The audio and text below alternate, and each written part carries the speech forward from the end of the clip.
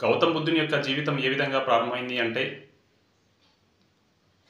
గౌతమ్ బుద్ధుడు కపిలవస్తు నగరపాలకుడైనటువంటి శుద్ధోదనుడి యొక్క కొడుకు. అతని తల్లి మాయావతి. ఇక్కడ శుద్ధోదనుడు అనేకమైనటువంటి క్షత్రియ విద్యలను నేర్పించినటువంటి గౌతమ్ బుద్ధునికి ఇక్కడ నేర్పించడం జరిగింది. అయితే గౌతమ్ బుద్ధుడు సన్యాసిగా ఎక్కడ మారుతాడో అనేటువంటి ఉద్దేశంతో బుద్ధునికి భద్రకాపలాయిని యశోధర అనేటువంటి ఒక అమ్మాయితో పెళ్లి చేయడం జరిగింది. ఈ ఇద్దరి దంపతులకు రాహులుడు అనేటువంటి ఒక కుమారుడు జన్మించడం జరిగింది.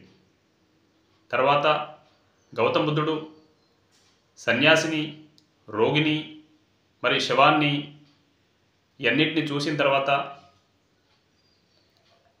దీనికి గల కారణాలను వెతుక్కుంటూ మనిషి యొక్క జీవితాన్ని అతి క్షుణ్ణంగా లోతుగా అభ్యసించాలనేటువంటి సదుద్దేశంతో మహాభినిష్క్రమణ అనేటువంటి ఒక కార్యం ద్వారా గృహం నుంచి బయటికి వెళ్ళడం జరిగింది.